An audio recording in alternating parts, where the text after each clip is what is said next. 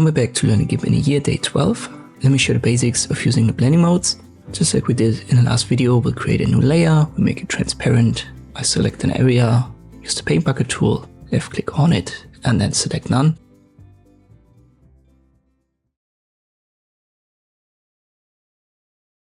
Now we've got this object in a white background, and I've shown you opacity in the last video, but right above it there are blending modes. By default it should be set to normal, but for example here for color erase you can see the object vanishes, and for erase it actually creates a cutout in the white background. So depending on the blending mode that you use, your objects are going to look different. And what's the decisive factor here? That is the color of the foreground and the background.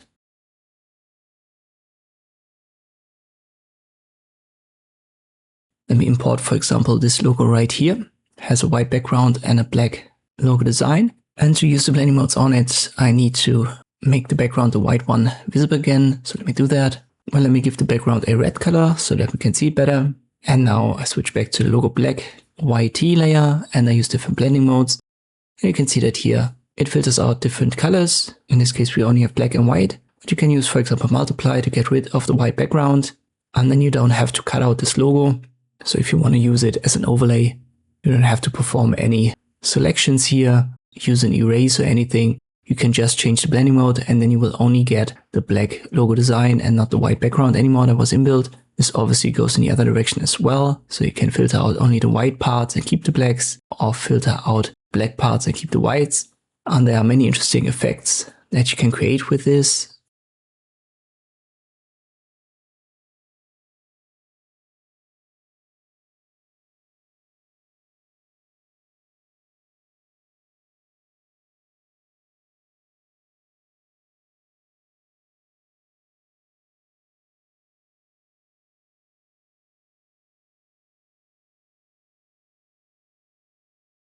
For example, let me import an image, and the way that I do it is I simply have my Explorer open and then I drag and drop an image right here.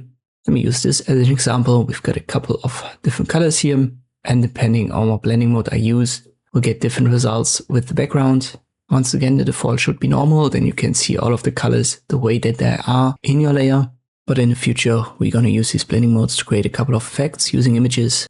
And as you've already seen with multiply, overlay and screen, you're going to create these basic cutout effects where you can get rid of a white or black background very easily. And these are the basics of using the blending modes in Gimp. I hope this video was helpful, thank you for watching, and I'll see you next time.